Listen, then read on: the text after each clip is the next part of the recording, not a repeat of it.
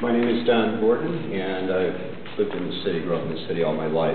I'm very familiar with what we're going through here at Rogers Park because it went on in a community I grew up in, Lakeview community, which is now known as Wrigleyville. And I lived in a two-flat there. As a child, I experienced the same situation because I was raised by three women, my mom, my aunt, and a grandmother. And I can tell you truthfully that we were quite poor, and we experienced on a day-to-day basis the problem of waking up every morning and not knowing whether or not our landlord was going to sell our building, whether we'd be out on the street. I can truly empathize with this because I've been there. But let me tell you what, at least three things. There's so many things that we can do, but let me narrow it down to three things. And I made some notes on here which I think are the three most important things. First of all, I believe we need to create a level playing field here so that when developers do come into this community, the knee-jerk reaction is not just simply to convert to condo, that we provide incentives to lower the cost of ownership so that they will also look at keeping it as rental units, and subsequently to keep the current owners of these properties in place by putting together, and I fully support licensing of property owners. The second thing is I would support a strengthening of the notification law. The 120-day notification law carries no weight when you give it to somebody in November, and typically the next 4 months you can't go looking anyway. We need to take those 4 months off the books. And finally, we need to provide incentives for those who want to buy. This right of first refusal law is completely empty. You don't have the right to purchase your property if you can't afford it. We need to provide incentives. The developers need to be required to provide incentives to make it affordable for you to be able to provide your unit, to make it so that it is actually an option for you. Thank you.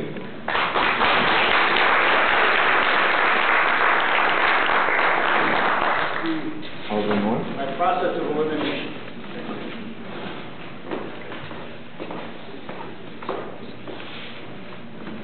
Thank you. It's great to be here as a former board member of the predecessor organization, Rogers Park Tenants Committee. Oh, really? You can probably hear my voice anyway. I'm used to it. Yeah. Good enough.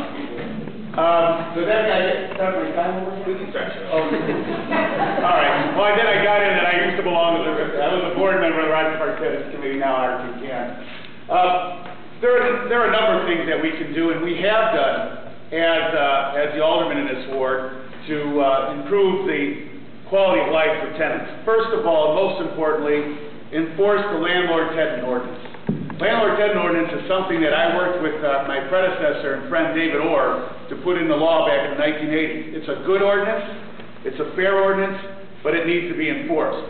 And I have someone in my office, my chief of staff, who devotes almost his entire time to housing issues, to trying to improve the quality of the housing stock in this community, to helping tenants address their grievances with landlords and to hold landlords accountable. And I've hosted many meetings, some with this organization, to hold landlords accountable and to make sure that they comply with the landlord-tenant ordinance. We also need to close that loophole that allows developers to ignore the notice provision for condo conversions simply by not filing their condo declaration until after they empty the building. And we've helped a number of tenants caught in that situation get monetary compensation and extensions on their leases and their time in the building to do just that. Finally, we need to preserve affordable housing and increase affordable housing, quality affordable housing. And I've been happy to work with responsible developers and landlords in this community to do that for the last 16 years as I'm alderman. And then really finally, we need to fight for living wage jobs so that people in this community have jobs that they can live on, so that they have choices, so they're not forced to go into these substandard apartment buildings because they're not earning enough salary at their current job. That's why I've been a fighter for a living wage in this community and why we'll keep